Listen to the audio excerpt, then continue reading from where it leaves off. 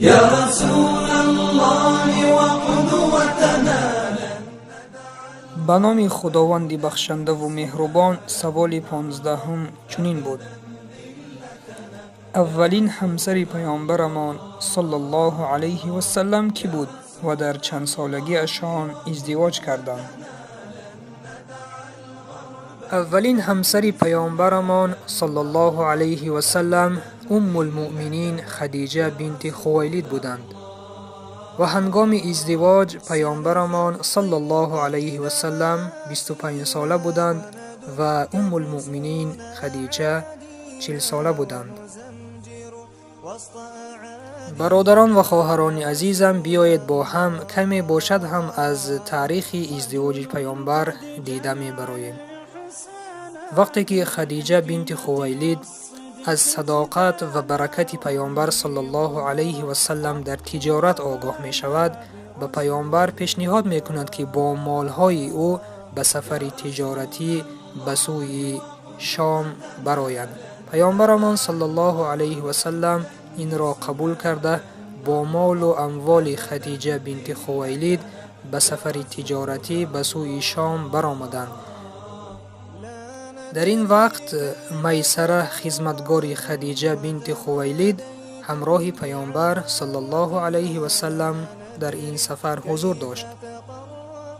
بعد از بازگشت سفر با برکت از شام، خدیجه می بیند که این تجارت خیلی با برکت بود و تا این دم یگان شخص اینقدر فایده از مال خدیجه نآورده بود و خدیجه از خدمتگار خود میسره از پیامبر صلی الله علیه و سلم پرسان می شود و میسره همه آن خصلت‌های پیامبر صلی الله علیه و سلم را که در مسیر راه دیده بود به خدیجه خداوند از او راضی باد می گوید و این چنین آن معجزه هایی که در این سفر رخ داده بود آنها را به خدیجه خداوند از او راضی باد می گوید، چون در آن وقت مادر مؤمنان خدیجه خداوند از او راضی باد شوهرش وفات کرده بود و بسیاری از اشراف قریش می خواستند به خدیجه ازدواج کنند، ولکن همه آنها را رد کرده بود و بعد از این سفری با برکت پیامبر صلی الله علیه و سلم خدیجه می خواهد به پیامبر به همسری برآید و به نزد پیامبر خدیجه خداوند از او راضی باد دوگانه خود را که نفیسه نام داشت می فرستد تا این خبر را به پیامبر رساند.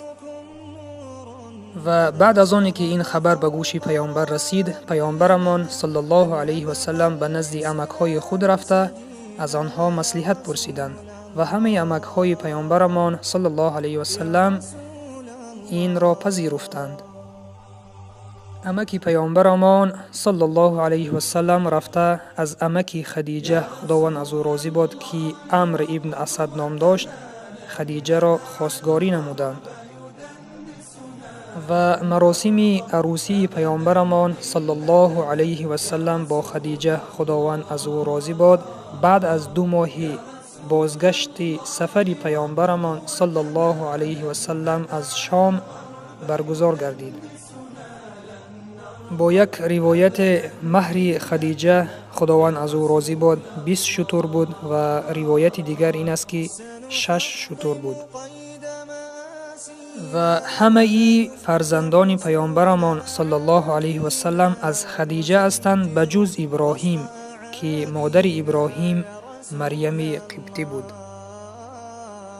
همه ای پسران پیامبرمان صلی الله علیه و سلم در کودکی وفات کردند و دخترانشان به وایه رسیده به شوهر برآمدند و بغیر از فاطمه همه اشان در دوره حیات پیامبر صلی الله علیه و سلم وفات کردند و فاطمه خداوند از او راضی باد بعد از وفات پیامبر صلی الله علیه و سلم 6 ماه گذشت و او هم وفات کرد.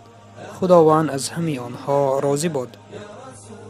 برادران و خواهران عزیزم، این بود معلومات مختصری درباره ازدواج پیامبر و درباره فرزندانشان. السلام علیکم و رحمت الله و برکاته.